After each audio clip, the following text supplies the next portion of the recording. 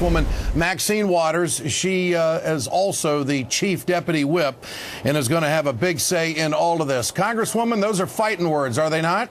They certainly are. And, first of all, we've got to work very hard. And Barbara Boxer is leading that effort with other women in the Senate, saying to Senator Reid that we cannot have matching Stupak language in the Senate bill, that, we can all live with the Hyde language. We have lived with that for years. That's that language that simply says you can't spend government money for abortions unless it's in the case of rape, incest, or one other issue. So we can live with that language, but we can't go beyond that. Okay, and you believe that the Stupak Amendment becomes much more restrictive of women's rights and goes back and really tries to undermine Roe v. Wade? Oh, it certainly does. As a matter of fact, this amendment not only says that if you receive government subsidies in any way, that you cannot purchase, abortion services on the exchange.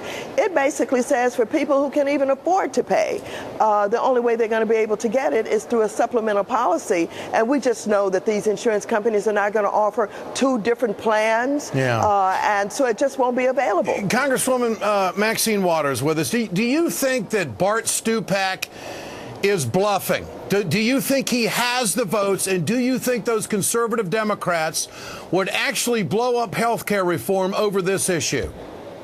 I certainly hope not. I'm told that he said he was surprised that he got as far as he did with his amendment in the House after he had gained the support to get it into our House bill. So I'm thinking that, he really does not believe that they're going to kill this health care bill. I mean, this is too big. It's too important to Democrats. Yeah. And so I'm just hopeful that he certainly will not pursue that. But Congresswoman, why did the Stupak Amendment stay in?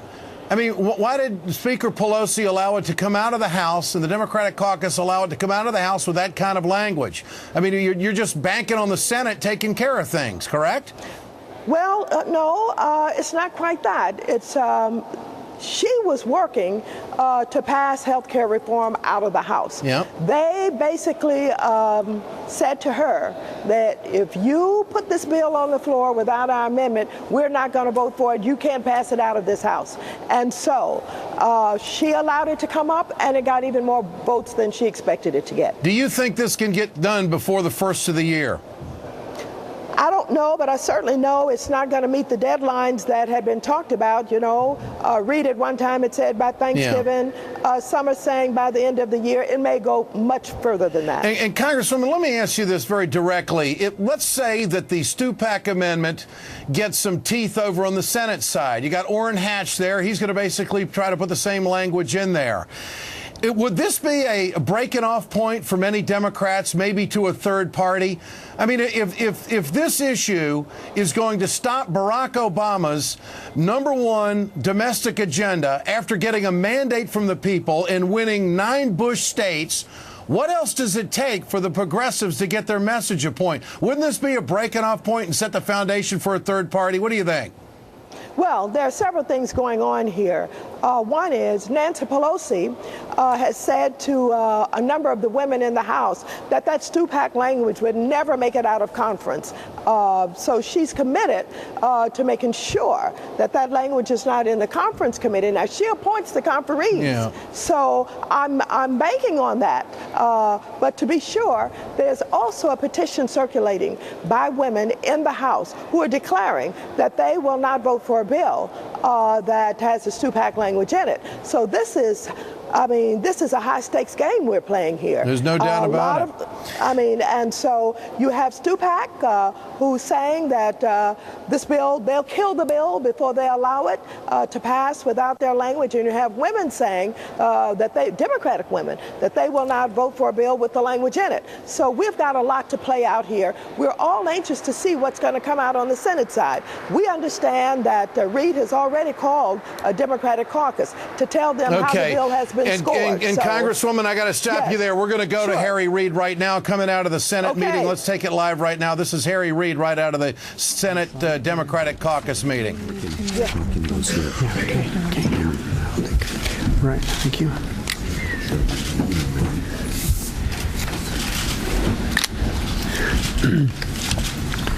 We just completed a caucus that was really very, very good. We all acknowledge this legislation is a tremendous step forward. Why? Because it saves lives, saves money, and protects Medicare, makes Medicare stronger. We've traveled really a long ways to where we are. And tonight begins the last leg of this journey that we've been on now for some time. The American people, President Obama, have asked us for health insurance reform that does two things. One, makes it more affordable for the American people. Remember, this past year, 750,000 Americans filed bankruptcy. Over half of those bankruptcies dealt with health care costs. More than half the people who filed bankruptcy because of health care costs had insurance. So not only do we make it more affordable for every American, we also certainly do it in a fiscally responsible way. We're not going to add a dime to the deficit. In fact, quite the opposite.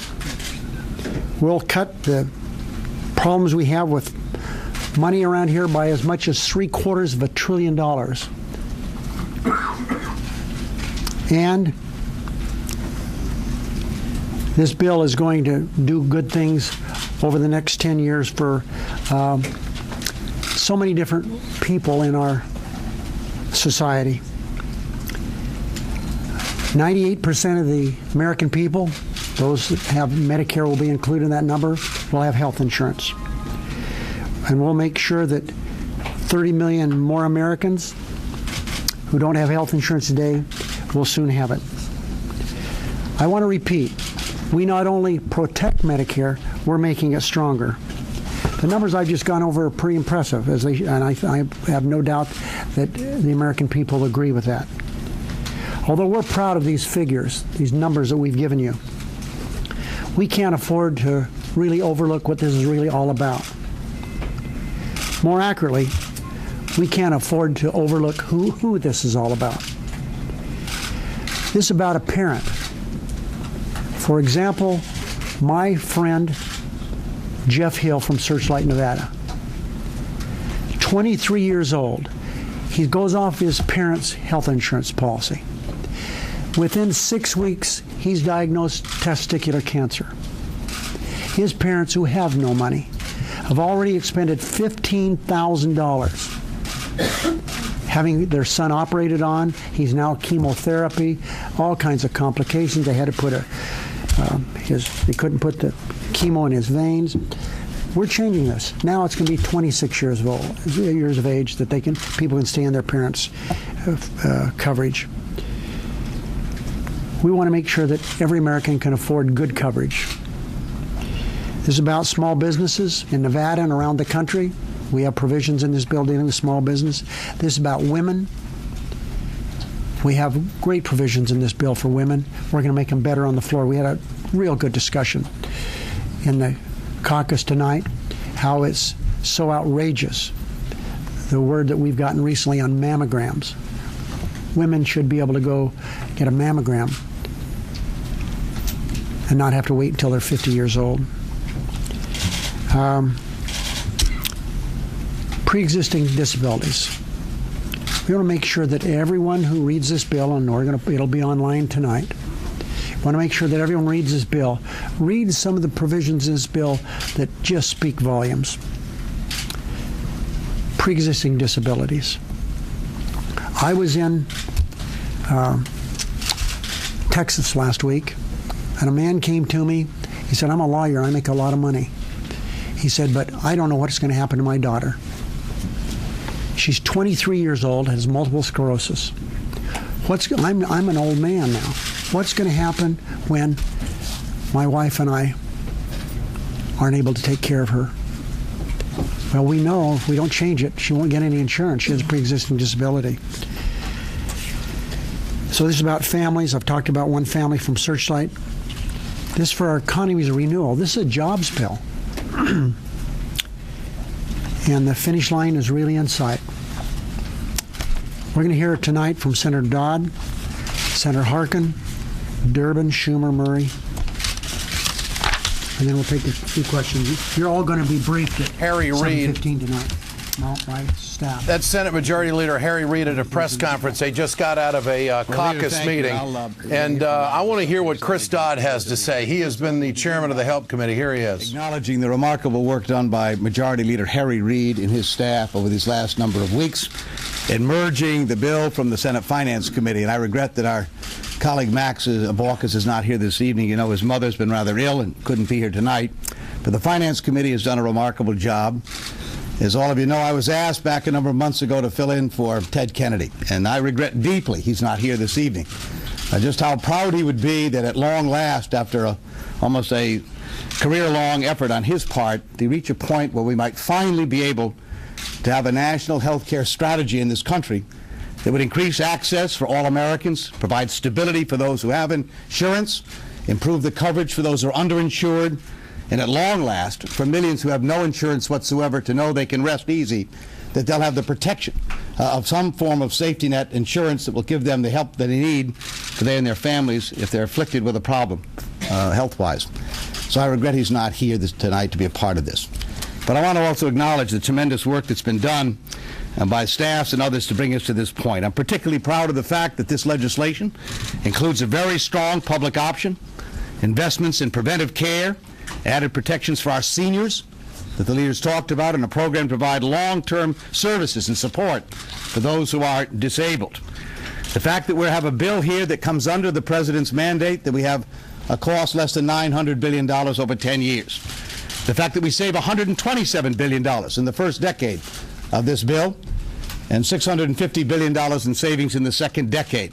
These are real savings for Americans, while simultaneously increasing that access that is so critically important.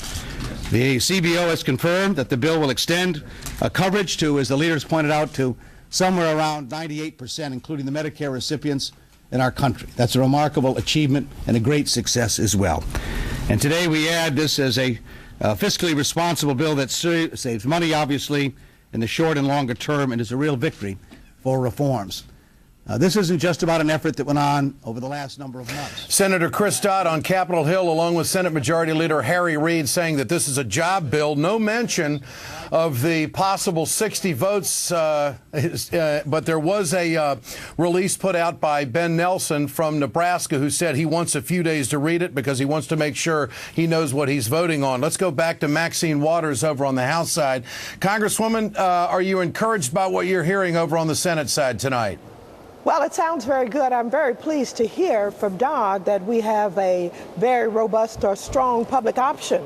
That's one of the things we were looking for, but I find it rather strange there are no women members of the Senate in that press conference talking about what's happening with reproductive rights and whether or not the Stupak amendment is going to hold forth in that bill or what they're going to do about it. I think we anxiously await that information also. Okay. Congresswoman, appreciate your time tonight. Thanks so much. You're welcome. Congresswoman Maxine Waters with us here on the Ed Show tonight. And